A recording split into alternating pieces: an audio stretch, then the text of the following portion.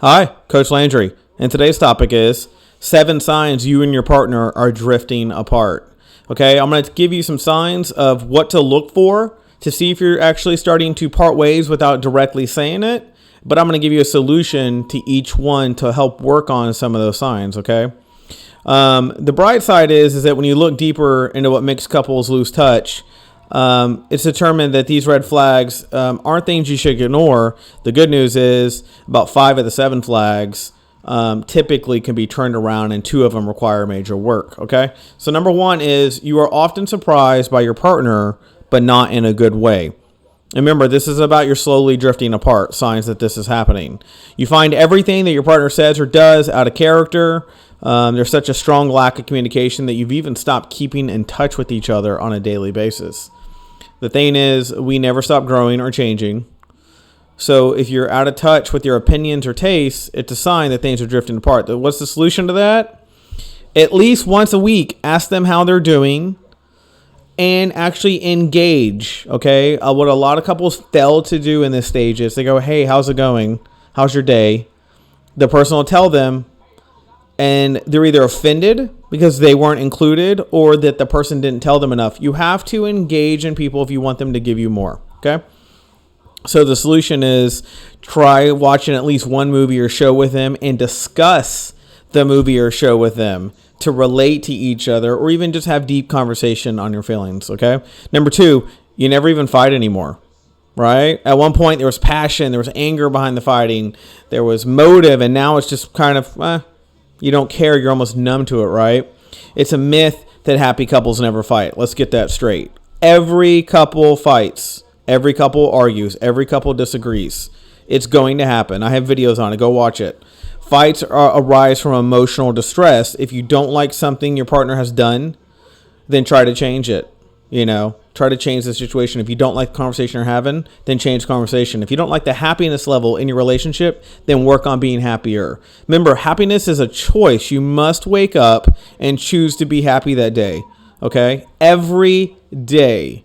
Okay? People have a bad problem with they do it for 2 or 3 days, they don't get what they want, and then they give up on it.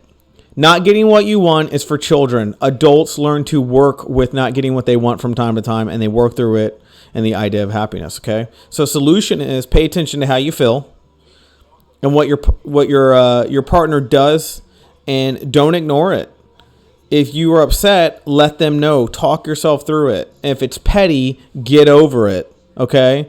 If you're not going to be thinking about it by tomorrow, then let it go right now, okay? If you're going to be thinking about it by tomorrow, then talk about it. It's real simple, okay? Number 3, you can't name a single kind of person in your partner's life that they don't like, that they're upset with, that they're happy about, that they had a good time with, meaning there's no dialogue about what's going on when they go see their friends, when they're talking about work. You're not hearing any information about that. That's because they're closing you off because they don't find you either interested, you have damaged their ego or their self-esteem, so they don't even bring their life outside of the relationship to the relationship to kind of process it through with you anymore, okay? We spend most of our waking hours at work or at sleep, okay, not with our partners. During this time period, of course, a lot of people are working from home, a lot of things are going on, but it's practically impossible not to bring some of its frustrations with us, okay? We're human beings, right? Work affects us, okay? Family affects us. Friends affect us. And typically those things should get talked about at some point. How much can you recall, though, if your partner was to bring it back up to you about something they talked to you about a couple of days ago? Okay? Don't just ask how their workday goes. It's so generic. It's so cliche. And it's almost offensive to do nomenclature stuff with couples. When I talk to people who tell me how they do, I'll ask them how their day is.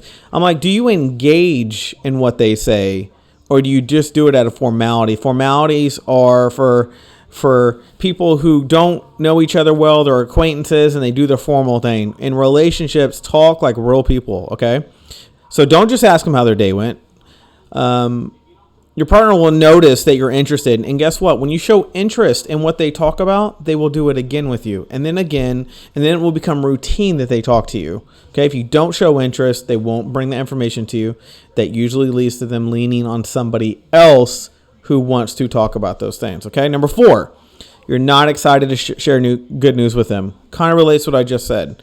Imagine you got incredible news. You got a raise at work, right? You're thinking about buying a brand new car. You're ready to take that step and buy a brand new car. In that day, you think you're going to go get it. Or, your best friend just got some kind of vacation package and has free tickets for you to go on a cruise with them or something like that.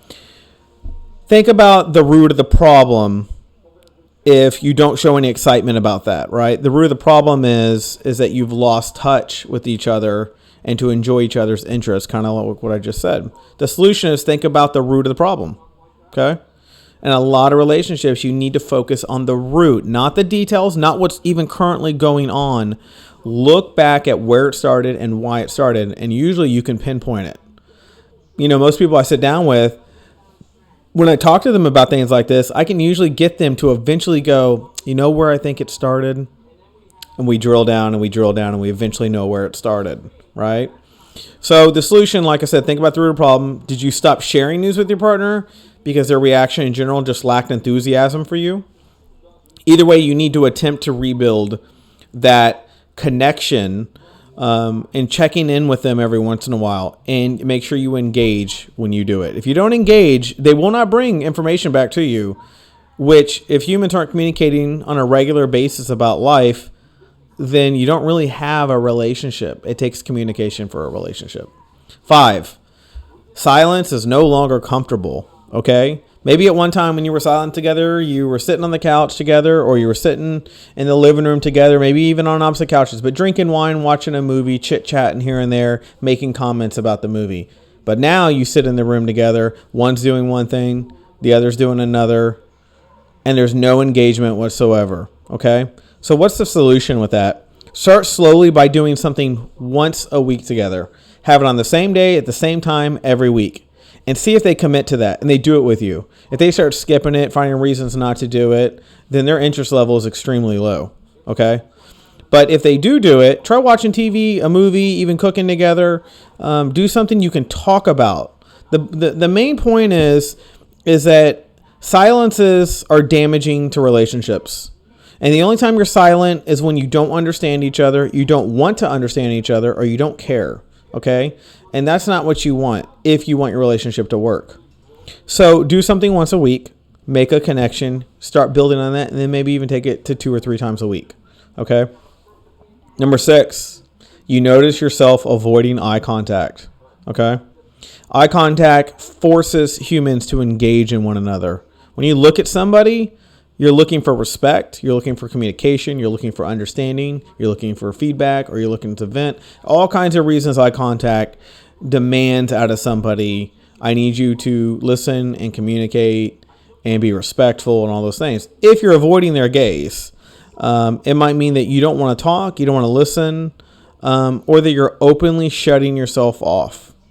Another signal is them not breaking eye contact from their phone to look at you. It's okay if you're like, it's a busy day and you're looking at your phone while you're trying to talk. That's normal. But if they're not showing a general interest in you, right, other than when you fight, and this is a key sign, other than when they're upset to you, they don't really talk to you, right? We all need that partner who's like that friend where we're talking about everything in life with on a regular basis. And if we're not, then we don't want to make eye contact because we're not ultimately interested in what eye contact brings to the conversation. Number 7, and the most important one. Well, I'm sorry. Let me give you the solution. When your eyes do meet, try smiling at them and nodding at the conversation as if you understand what they're saying. When you smile at someone, you're inviting them to give you more engagement, okay? To give you more conversation. Okay, number 7, you just don't care anymore. Ask yourself, did you only read about the signs on them and skip the solutions and not give them a second thought, so to speak? You might not be interested in rebuilding the connection you once had, and maybe you decided you're okay with it.